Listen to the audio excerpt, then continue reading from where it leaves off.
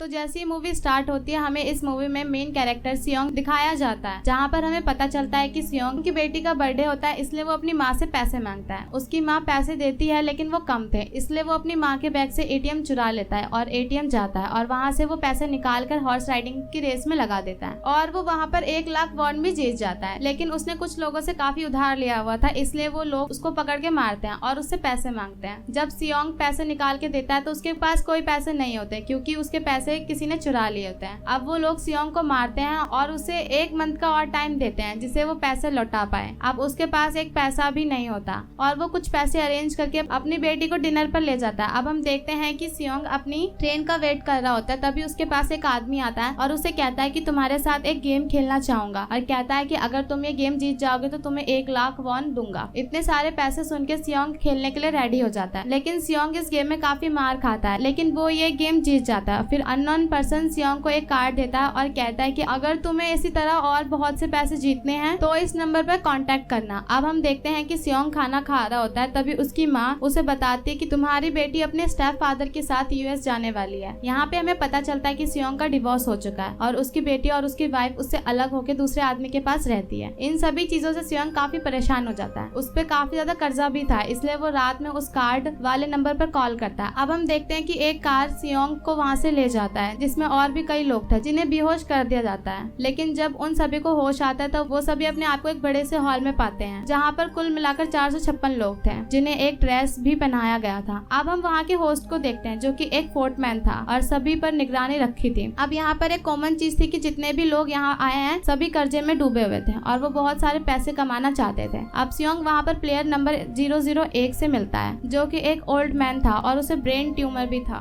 और यही वजह थी कि वो यहाँ पर आया था because he almost dead already. इसके बाद हम 101 नंबर प्लेयर को देखते हैं जिसका नाम जैंग होता है और फिर वो एक लड़की से लड़ रहा होता है जिसका नाम सीबियोक होता है और उनमें काफी फाइट होती है। अब सियोंग उस लड़की को पहचान जाता है क्योंकि ये वही लड़की होती है जिसने सियोंग के पैसे चुराए थे। अब वो उसे पैसे मांगने लगता है, तभी वहाँ कुछ गार्ड्स आ जाते हैं जिन्होंने अपना फेस मास्क से ढका हुआ था और उन सभी ने रेड ड्रेस कोड पहन रखी थी। अब गार्ड उन्हें बताते हैं कि तुम्हें यहाँ टोटल 6 गेम खेलने होंगे, जो भी इस गेम को विनर होगा उसे बहुत सारे पैसे मिलेंगे। अब उन सभी को एक कॉन्ट्रैक्ट पर साइन करवा लिया जाता है। उसमें अहम 3 रूल्स थे। पहला कि कोई भी इस गेम को अपनी मर्जी से छोड़ के नहीं जा सकता और दूसरा होता है कि अगर कोई भी इस खेल को खेलने से मना करेगा तो उसे एलिमिनेट कर दिया जाएगा। एलिमिनेट्स मतलब तो आपको आगे ही पता चलेगा। और तीसरा होता है कि अगर मेजॉरिटी चाहेगी तो गेम छुड़ा के जा सकता है। अब उन सभी को प्लेग्राउंड में ले जाया जाता है जहाँ सियोंग अपने बचपन के दोस्त सैंगवो से मिलता है जिसे वो देख के शॉक्ड हो जाता है। अब पहला गेम स्टार्ट होता है। इसके रूल काफी आसान होते हैं। इसमें डॉल होती है, जब तक डॉल गाना गाएगी जब तक आपको आगे तक जाना है और जैसे ही गाना बंद किया और कोई हिलता हुआ मिल गया तो वो एलिमिनेट हो जाएगा। अब गेम स्टार्ट हो जाता है। सभी गाना गाते ही आगे बढ़ते हैं, लेकिन जब गाना बंद होता है एक लड़का हिल जाता है तो उसे वहीं शूट कर दिया जाता है। यही होता है एलिमिनेट का मतलब। जो भी गेम को अकॉर्डिंग नहीं होगा तो उसे अपनी जान से हाथ धोना पड़ेगा। अब ये देख के वो सभी काफी डर जाते हैं क्योंकि उन सभी ने ऐसा बिल्कुल एक्सपेक्ट नहीं किया था।